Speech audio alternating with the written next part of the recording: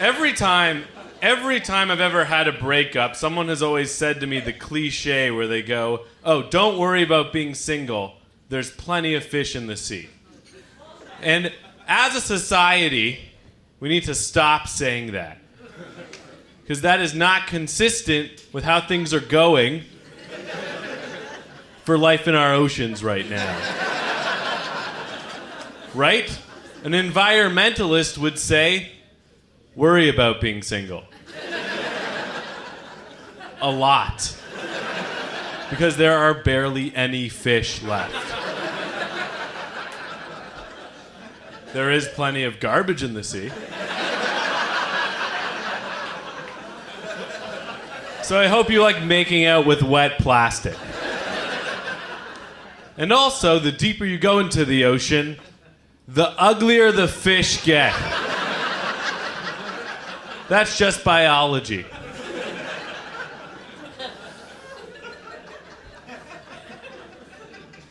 I think about things like this because I'm a big overthinker. I overthink so many things. Are there any other overthinkers here tonight? Okay, it's a pretty good amount. Some of you may need a few more minutes to think it over.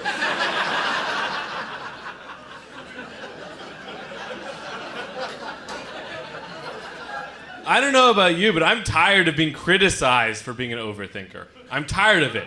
Because being an overthinker, I realized, is better than being an underthinker. And guess what? Those are the only two options. Have you ever talked to an underthinker? They say things like, yeah, I could probably fight a bear.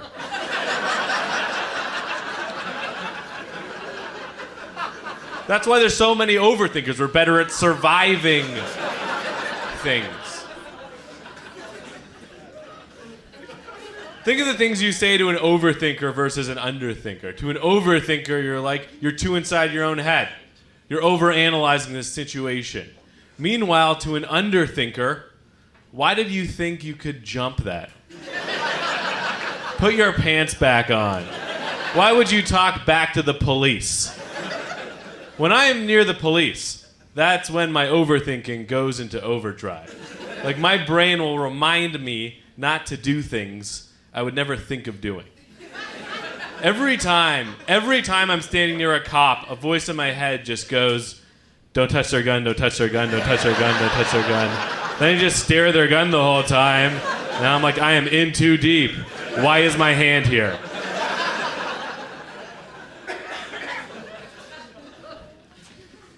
I'm very cautious around the police. I don't understand whenever people will like physically fight with the police. Because I think as a rule, you should never do battle with anything that is mainly known in plural. Right? The police always have reinforcements. That's why we call them the police and not a police. Whenever someone's like, yeah, I shoved a cop once, well, what happened next? The police came. It turns out they have radios. I'm a big overthinker. Sometimes I'll think too much about a particular word, then that word will start to bother me. Like, I don't like the word efficient anymore. I don't trust efficient. Because why does it need two F's to do the work of one F? Right? Come on, efficient. Be the change. The next time your boss is like, I need you to work more efficiently, you can be like, well, I need you to think about the words that you use and make sure they aren't stupid. Sometimes it goes the other way. Like my new favorite word is the word horsepower. I love horsepower. Because that's what horses would chant if they were racist.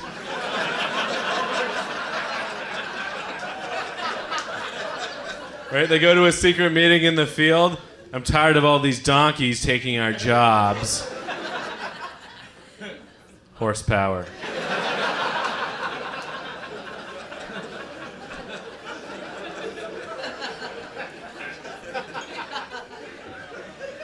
People use words incorrectly all the time. Like the words broke and poor are two different words, two very different meanings. but people always mix them up. One of my best friends, he keeps on complaining about how poor he is because he bought a condo. I'm like, no! You're just broke because you made an investment. And on the other hand, our other friend is a barista, and every weekend he'll be like, I can't do anything this weekend. I'm broke. And then I'm like, no. You're poor. Because you have a liberal arts degree.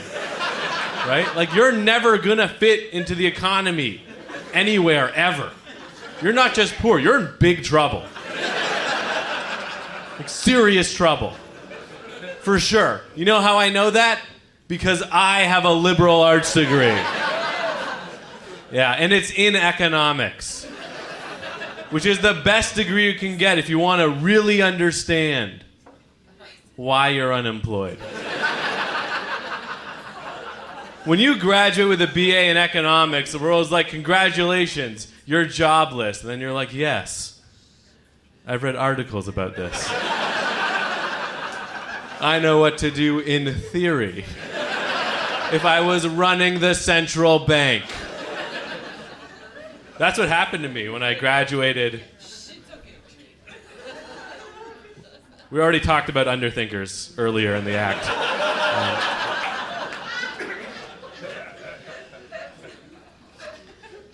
When I graduated from my BA, I didn't have a job, so I moved across the country. I moved to here on the West Coast, and this was a city in which I had no friends. And I had to make new friends from scratch, which is a very hard thing to do.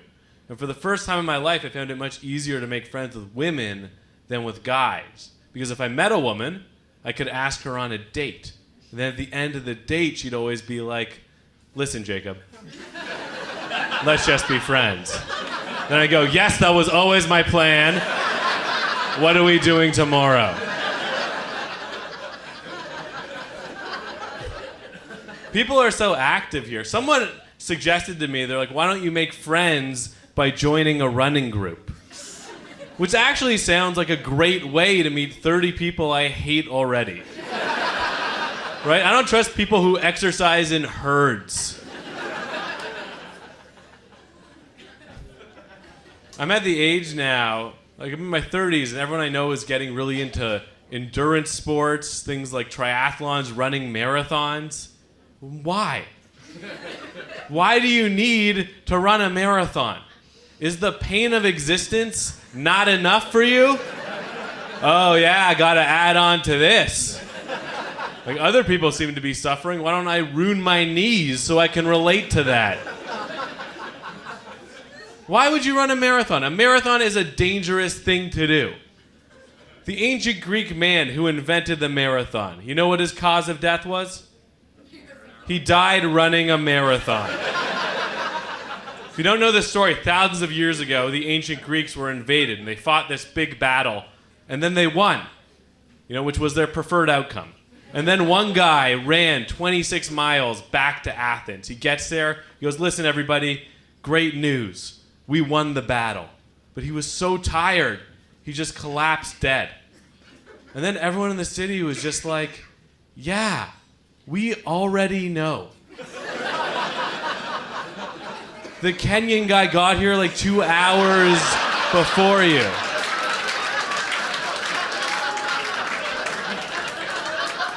He's not even tired. He's over there dancing.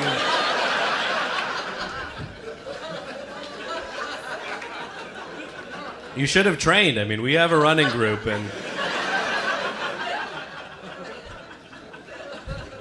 why do people run? Because they want good bodies. That's why. I learned a while ago there's a lot of different female body types. Now, look, I've been watching women for years, but I did not know I was supposed to be putting you into fruit-based body categories. I think, though, that with men, there's only two body types. Like, either you have the kind of body where people are stoked when you take your shirt off, or not. And you know which one you are. You don't need a magazine quiz to figure that out. You know, and you carry the weight of that knowledge with you everywhere. How many of us non-abbed men have thought, wow, I'm sweaty and uncomfortable right now. I would love to take my shirt off. but I don't want to upset everyone at the bank.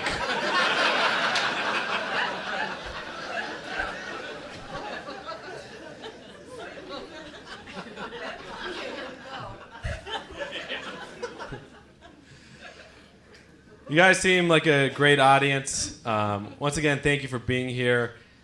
Whenever I look into audiences, the first people I always notice, always, are alpha males. And not a lot here tonight. But they're usually very easy to spot because they're very big guys. When I'm on stage, they have a very confused look on their face because they're like, why is this arrogant nerd trying to lead us? I hate comparing myself physically to alpha males because they all look like these beautiful upside down triangles, whereas, I don't know if you can tell, but I have the wrists of a duchess. Like, my forearms look really good inside of long white gloves. I struggle opening jars. That's a real problem I have, and it's not good when I'm trying to impress my girlfriend with a romantic pickle. When I shake hands, I have to be so careful to keep my wrist straight. Otherwise, it so easily turns into an enchanté.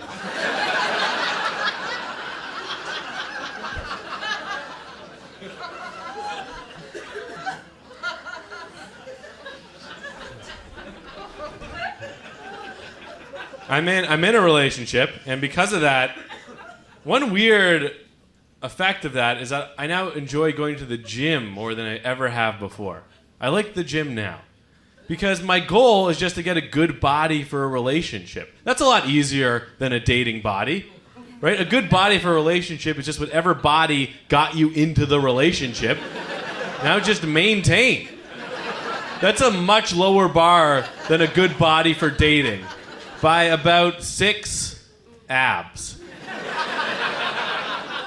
And now whenever it's summer and I go to the beach and I see like really strong, ripped guys with their shirts off, I just think, wow, you must feel so alone to be motivated to look like that. I can't watch the Olympics anymore. It makes me feel too sad. It's like if only you had somebody to go home to, you wouldn't feel the need to jump so high.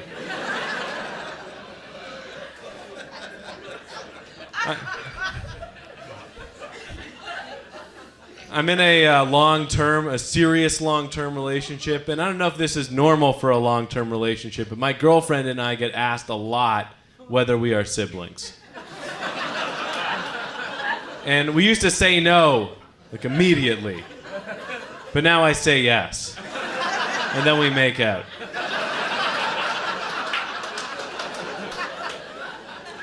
Sometimes I wonder, like, does my girlfriend really love kissing, or does she really hate me talking? Like, why does she always kiss me so hard when I start talking about history? Like, I get it, it's very exciting, but also suspicious. I hope it's okay that I call her my girlfriend. In my head, I think, should I say girlfriend, or should I say partner? But I always end up saying girlfriend. And I think it's because I feel kind of entitled to it. Because I didn't spend all those nights in high school alone wishing for a partner. Like, oh, the things I'd like to do with a partner right now. Right? A girlfriend just sounds a lot cooler. Like a girlfriend will text you from her apartment and say, come over.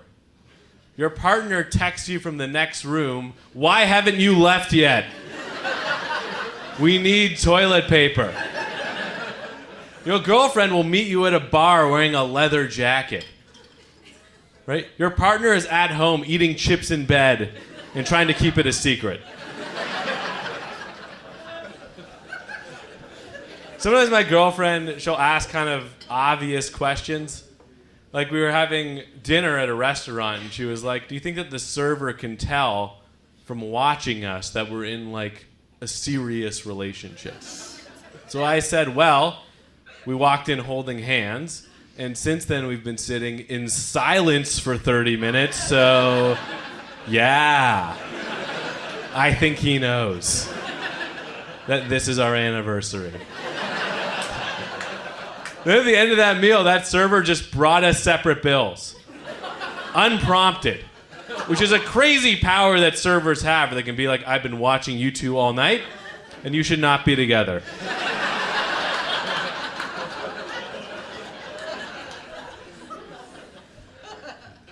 She also asked me, out of the blue, she asked me, like, growing up, did you and your friends ever measure your penises?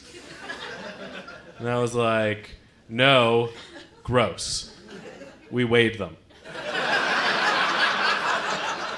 You get what you need to know a lot faster that way. And if you know the acceleration, you can calculate force.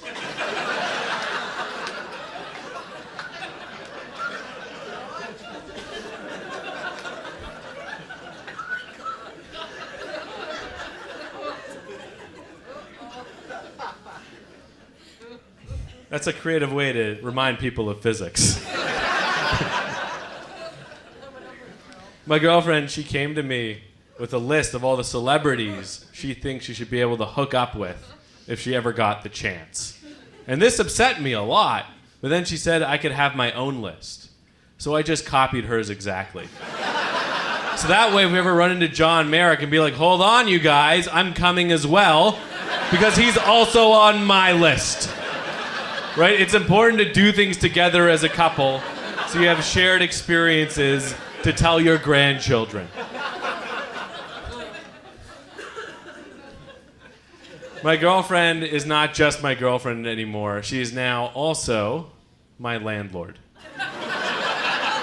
Which is great because I get to pay my rent using my bedroom abilities. Plus the exact amount of money I owe in rent. So it's pretty tough to make rent now.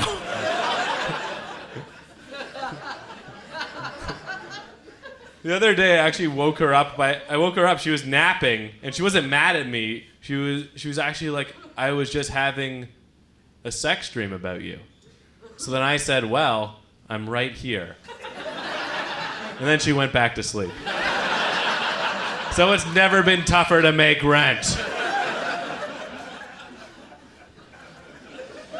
I like complimenting her. Sometimes, I don't know if you do this, I'll go for like a new compliment. Like I was trying to tell her that I think she's very attractive, and I said, you're a stone cold fox. And then I realized that's a weird compliment.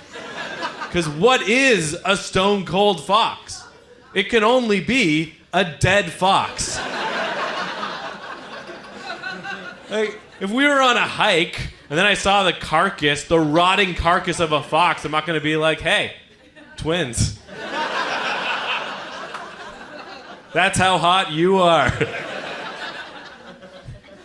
She likes a lot of things about me. What she doesn't like is that I'm a jazz lover. And when I say that, I'm not talking about my taste in music. What I mean is that I'm a jazz lover because the way that I make love is like jazz. Because the way that I make love is not very popular. I start off with a few familiar moves, then an hour of weird improv that will put you to sleep. And once a year, there's a festival.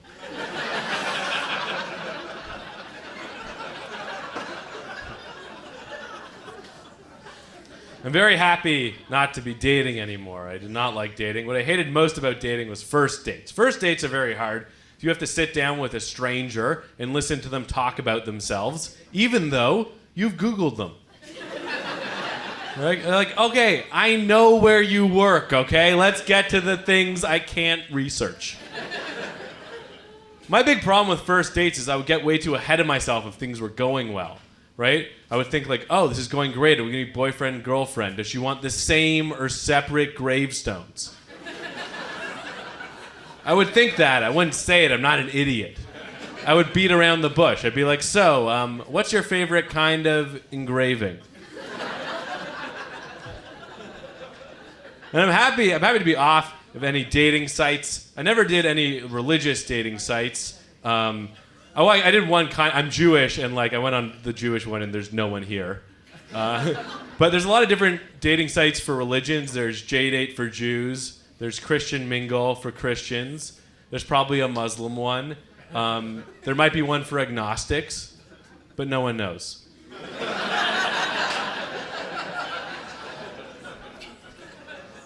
I did a few dating apps. The only thing I like about dating apps is that you have to put like a 1 to 2 sentence description of yourself.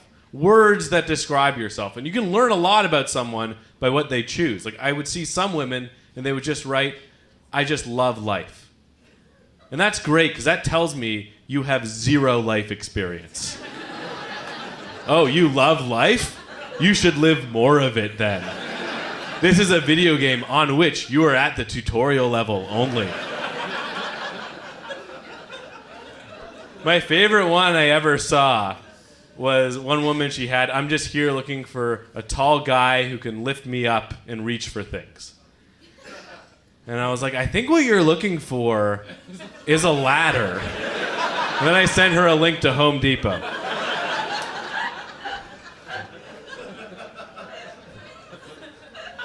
I'm very happy that I'm not dating anymore. I used to date according to astrological signs.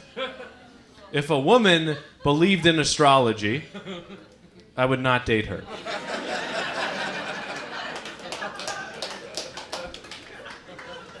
Ooh, a divided room.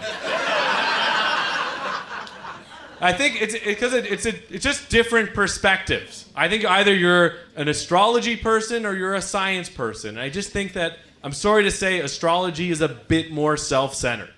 Because with science, you look out at all the stars and you go like, wow, the universe is huge and I'm just a tiny part of it. Then with astrology, you look at all the same stars and you go, what does all that say about me? Like, what does that galaxy have to do with my personality? Because it's got to be something. You see those stars over there that are so far away, it takes millions and millions of years for light from them to even reach us? That's why I'm late to stuff. It's the only explanation. And look, I know I'm not changing anyone's minds here. I know that. I know you're thinking like, yeah, Jacob, obviously astrology is a silly belief. Or you're thinking, yeah, Jacob, obviously you're a Taurus. I know. One time I was at a party and I was saying this stuff and a woman came by and she was like, you're making fun of astrology, but it's very important to me. And just to show you that it's powerful, I can tell right away you're a Taurus. And it was a great moment for me because there was a group of people around and I just turned to her and I was like, I'm a Pisces. Like, what are you talking about? I don't know if you ever disprove someone with like 3 words, but it just feels amazing, especially if other people are there. And when that happened, obviously I was lying to her. I'm clearly a Taurus, but I'm not going to be responsible for spreading this BS.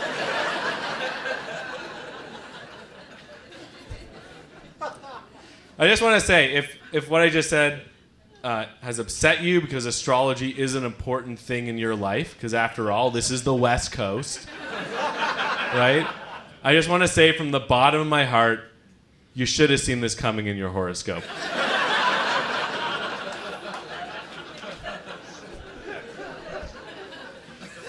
I guess my point is that human beings, we have a lot of illogical beliefs. Like, why is it that we think that one kind of animal is good, but then a very similar kind of animal is bad? Like, why do we all love doves, but hate pigeons? I think it's a white privilege thing, right? Because doves are just white pigeons. That's like the only difference between them. Doves are pigeons that couldn't make it in the streets. They are gentrified pigeons. I guarantee you, every person here tonight considers the pigeon to be a totally filthy, disgusting animal. At the same time, Dove is the world's leading mascot for soap. Can you imagine a soap called Pigeon? Try launching that brand. I dare you. If you get swarmed by a flock of pigeons, you're going to be like, oh my God, I need every vaccine possible. Rush me to the emergency room. Or you're going to go home and shower and use all the Dove you have. You get swarmed by a flock of doves, you're going to be like, oh my God, is somebody about to propose? Magic is in the air. Right? Because doves are a symbol, whereas a pigeon is an omen.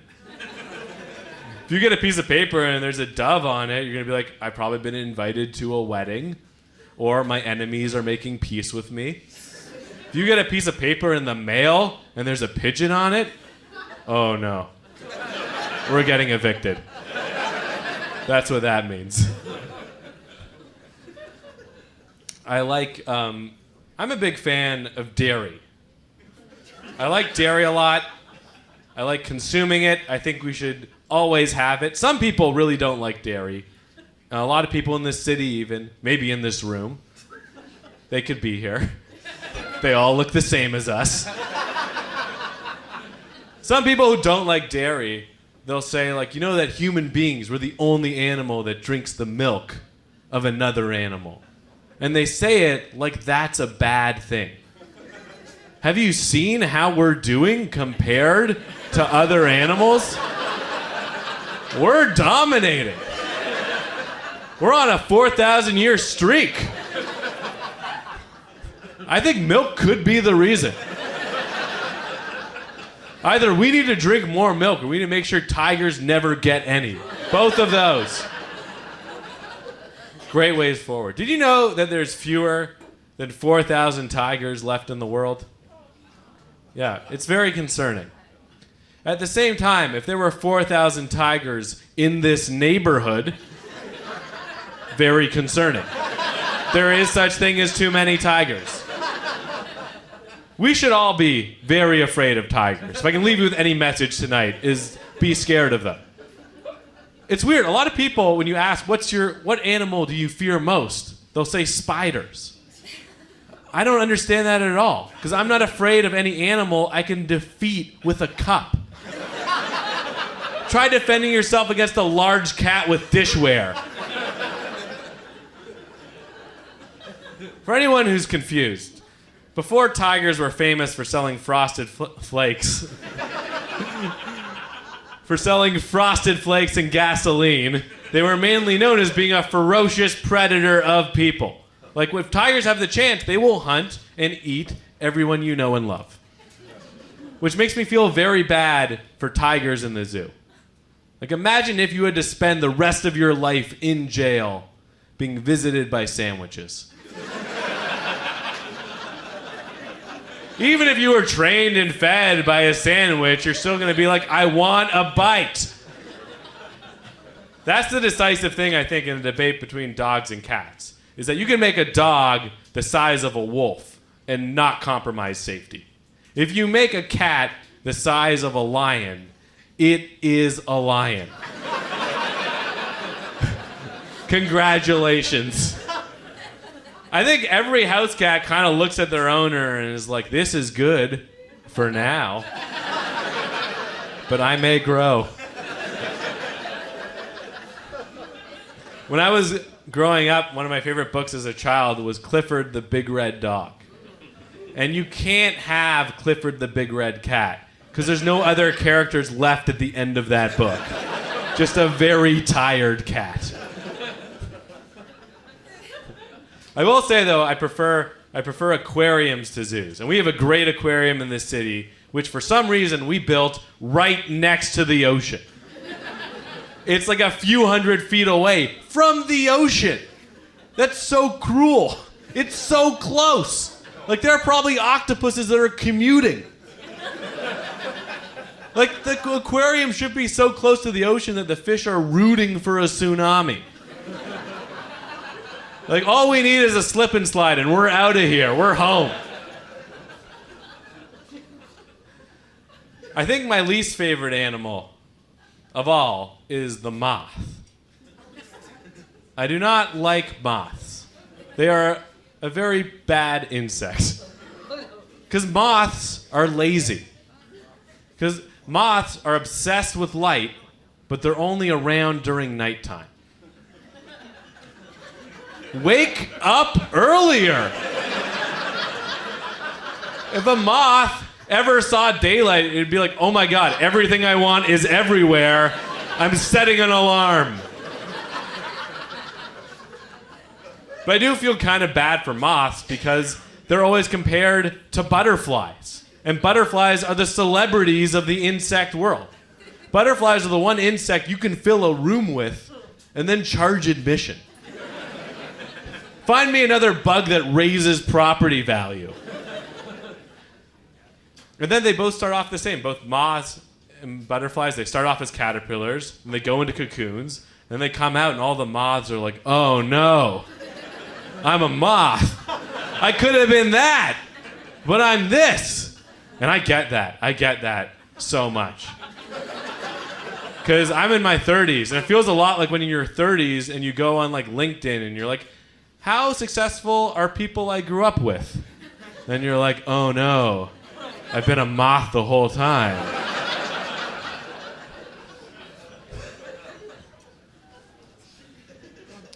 So I do sympathize with moths. I also have a lot of sympathy for politicians. I have a lot of sympathy for politicians. Because imagine if every 4 years your boss was like, let's see if you get to keep your job. We're going to ask everyone to weigh in on how you've been doing. And you're like, have they been paying close attention to my progress? No, they barely read about you. They're going to look at your face and make a snap judgment. So get ready for what the public thinks. Hope there aren't any photos of your old Halloween costumes. Don't worry, you'll be fine as long as you didn't do anything you regret in your 20s. Because that's going to come up. I think wherever you are politically, I think we can all agree it's very annoying when political parties will call us asking for stuff. I'm tired of it. When they do it, I just talk back to them. Like the last election, I got called by the Conservative Party of Canada, and they asked me to donate money to them. And so I said, if anyone should understand that in life, you don't just get financial handouts. It's you, the Conservative Party. Oh, what's that? You need money? Why don't you go out there and earn it like you tell us to do every day all the time? How about that? Right? Does the Green Party call me and ask me to frack them some oil?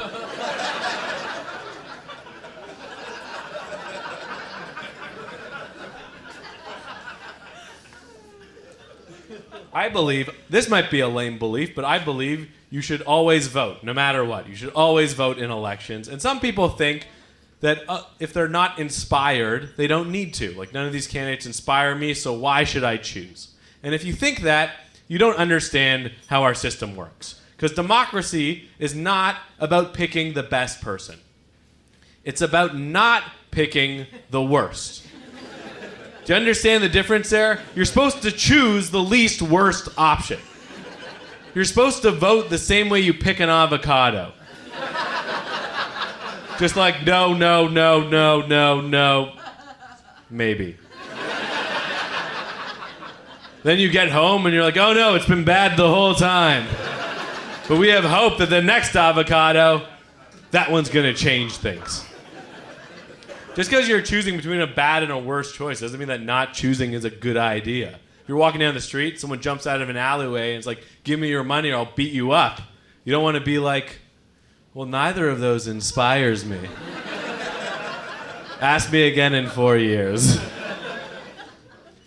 It's interesting whenever a politician gets accused of being a racist, or any public figure gets accused of being a racist, because their first line of defense is always just to point out an exception. They just point to one friend who they have who's a visible minority. And they're like, see? Not a racist.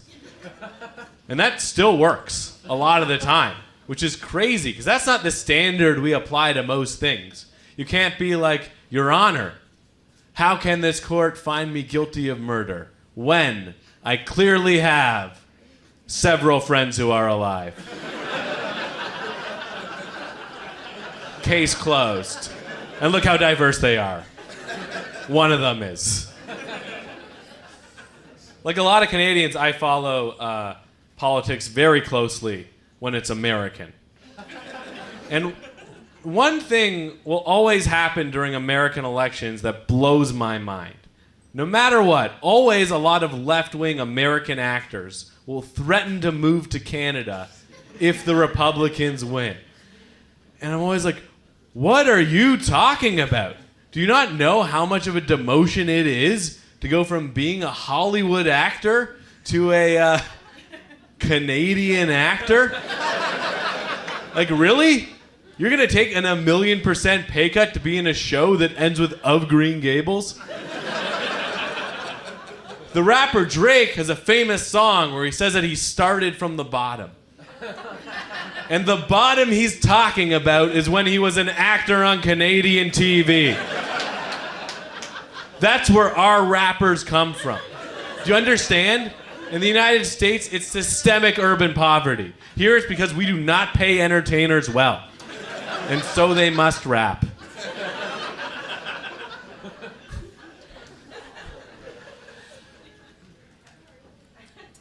And what are my political beliefs? No one has asked. My political beliefs are that I am a coward. I'm a centrist. I'm not very left-wing, and I'm not very right-wing. I'm not conservative, but at the same time, I think that anyone who's ever tried to split a bill with more than 8 people knows that socialism is tough. Right? If you can't figure out which of your friends is not tipping, maybe this doesn't work for the whole country. I'm not saying I don't love capitalism, but I also don't hate it. Some people who hate capitalism will express it in odd ways. Like one time I was on the street and I saw a guy wearing a t-shirt, like a regular promotional t-shirt that said "Down with Capitalism." And my first thought was just, did you buy that? Because unless the government gave it to you, you're kind of off message. If anyone here isn't exactly sure what capitalism is, just find me after the show and I'll explain it to you for $50. Obviously, that's a joke. I'm not going to explain it to you. I'm going to take your money and walk away. Because that's how you learn about capitalism.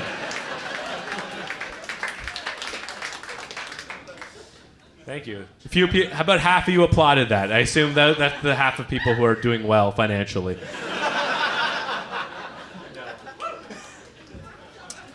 I want to let you all know that if you can't handle me at my worst, you don't deserve me at my best. Okay? That's not a thing I believe in. That's just a quote that us millennials seem to share on social media. And I don't know why. Because that's crazy logic, right? If you can't handle my worst, you don't deserve my best.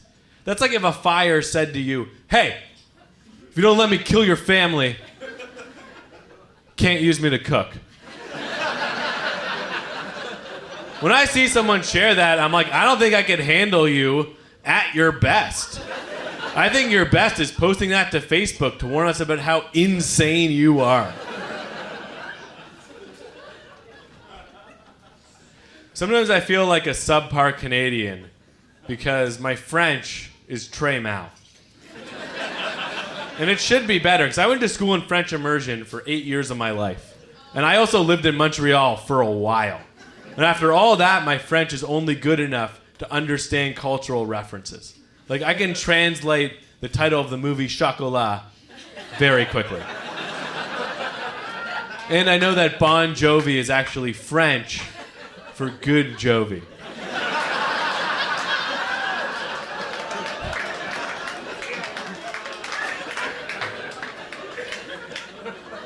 Say whatever you want about the French, but without them, kissing would just be 2 open mouths. So, I mean, I assume the French invented French kissing. Either that, or it was just some guy kissing a girl, and then he's like, I'm gonna slip some tongue in. And then she was like, what are you doing? It's French.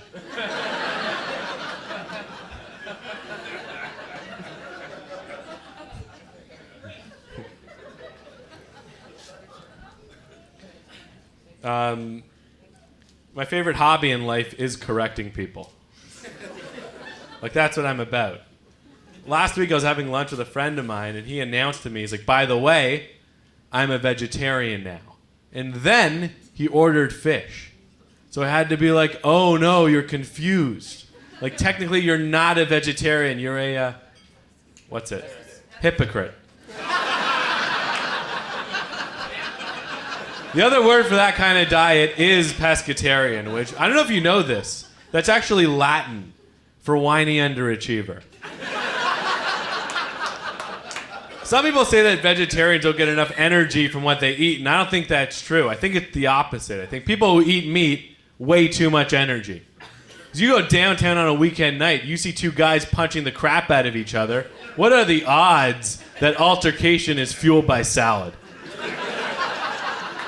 Right? Being an obnoxious person is mostly a meat-fueled operation. Vegetarians do fight each other, but it's through poems on the internet. Right? Like, feelings are hurt, not faces. If I say to you, I think you should try being a vegetarian, it's not health advice. It's because I find you annoying and I want to cut off your power supply. That's all that is. I live near a lot of vegetables because I live near a community garden, or as I call it, Whole Foods for raccoons. Right? Because raccoons are smart animals. They're going to see those organic tomatoes and be like, you know what? I should stop eating garbage. I'm washing my hands anyway. Being a vegetarian, all joking aside, it is good for the environment. I think you should do things that are good for the environment. That's a value I have. It shouldn't be the only reason why you do something, though. Because there are some things that are good for the environment, bad for people. Like murder and cannibalism. Mathematically speaking, very good for the environment. What better way to lower your carbon footprint than to eat somebody else's? I'm not even saying that. That's a quote from Al Gore's book.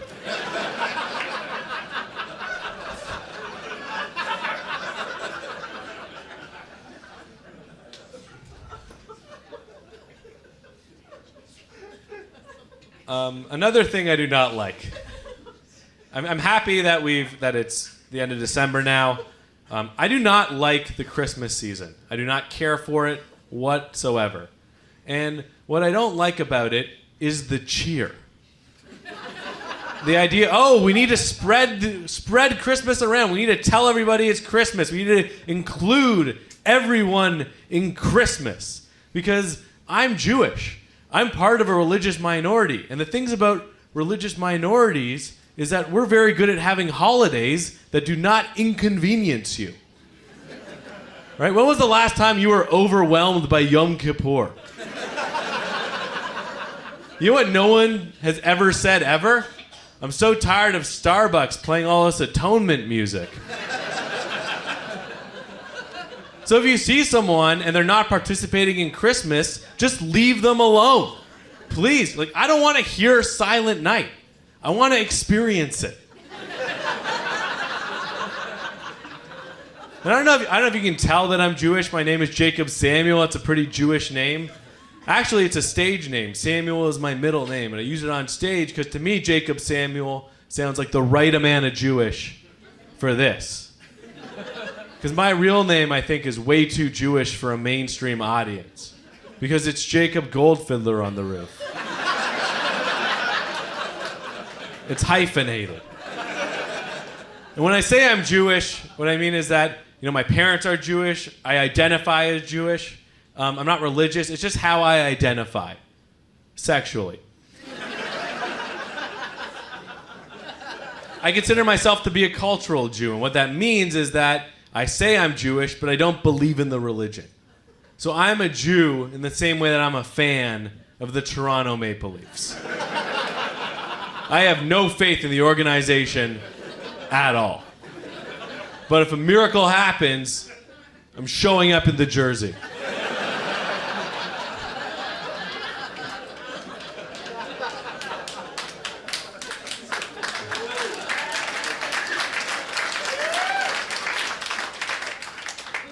A few more things. I really don't like stereotypes about Jewish people. I really don't care for them. There's a stereotype that we complain too much, and I don't know how we're supposed to respond to that without confirming it. It's not fair. There's also a stereotype that Jewish people are cheap. And I've never understood this, because being cheap is also a stereotype for people from India and the Chinese and Arabs and Africans. And if you're paying attention, that's most of the world. So what is it? Is most of the world cheap, or are white Christians bad with money? Because one of those things has to be true. And last time I checked, a sailboat, pretty bad investment.